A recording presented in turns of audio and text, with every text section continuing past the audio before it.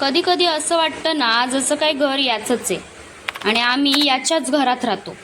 तर झालं असं की साहेबांसाठी आतमध्ये लावलेली AC आणि हा बाहेर येऊन बसलेला. AC जास्त करून आमच्यासाठी कमी, पण याच्यासाठीच जास्त लावतात. गरम होतं ना साहेबांना, आम्हाला थोडी होतं. तर सकाळचा नाश्ता लेट झाल्यामुळे आज मी जेवण स्किपच केलं. म्हणजे भूकच नव्हती.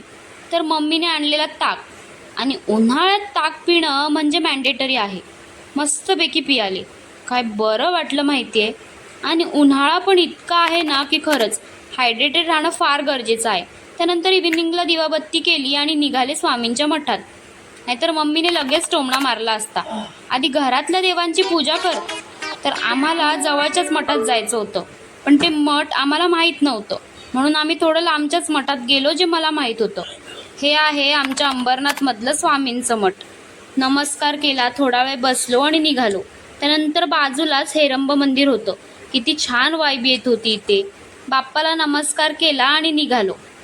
तर मी झेप्टोवरून काही सामान मागवलेलं ते आलं. आता हे सीड्स आहेत ना, ते मी रोज 1 स्पून खाते. खूप बेनिफिट्स असतात. पण संपल्यामुळे ते रोस्ट करायला घेतलं. यात मी सनफ्लावर, पंपकिन, फ्लेक्स सीड्स घेतले. रोस्ट करून एका कंटेनरमध्ये ठेवून दिले. तुम्ही पण खाऊन बघा, खरंच खूप बेनिफिट्स असतात. मम्मीने ही फ्लावर मटारची भाजी करून ठेवलेली खानावळीसाठी.